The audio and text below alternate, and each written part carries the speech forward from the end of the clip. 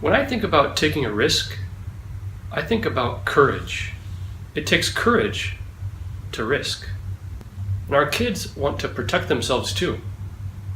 They're like us in many ways. We want to protect ourselves. They want to protect themselves. Sometimes we need to push them a little bit to raise their courage and get them to take risks. Remember, as dads, we want to protect our families, but this also includes teaching them to have courage as well, to take risks.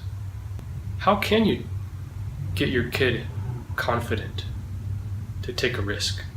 It's really important for fathers and moms to teach their kids about the importance of courage. You know, Aristotle said that courage is the first virtue. He called it the first virtue because it makes all the other virtues possible. The great theologian C.S. Lewis, who wrote Screwtape Letters and The Lion, the Witch, and the Wardrobe, he told us that courage is not just one of the virtues, it's all of the virtues taken to the testing point. So this idea of courage it's always been the premier virtue, and yet it's not something that many parents consciously teach kids the importance of.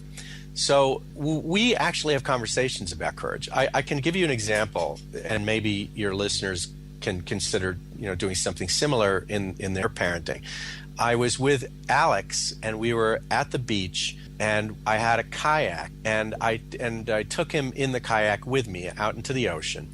And I said, Alex, and he was about maybe 4, and I think he was about 4. And I said, Alex, I'll tell you what, we're out here in the ocean, and it's a pretty calm day. I said, why don't you go out on the end of the kayak and jump in the water? And he goes, oh, Dad, it's too deep. I said, but Alex, you swim in the pool over your head all the time. And he said, but Dad, it's in the ocean, it's too deep. And I said, well, I'll tell you what, why don't you go out there and just sit at the end of the kayak and just put your hands in the water? And so, okay, I'll do that. So he did that. And I said, okay, now why don't you just put your legs over the side of the kayak and kick and do little kicks with your legs. So he did that. I said, okay, now let me tell you about this idea of courage. And I said, Alex, the idea of courage is to extend yourself by doing things that you want to do, you have a pretty good feeling you can do, but you're a little afraid to do it. It's not letting fear tell you to do, but it's you getting to sort of tell fear what to do. So why don't you just you hold on to the boat, but I want you to lower yourself into the water and remain connected to the boat. And he looked at me with big bright eyes and he was afraid, but he did it.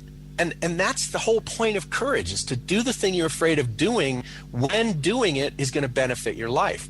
I'll tell you what, Jesse, before 5 minutes into that whole experience, he was swimming under and around the kayak, and he was so proud of himself when he came back in the boat. I knew it. The father, or if you're a coach, you can see the potential in your child or in the person you're coaching.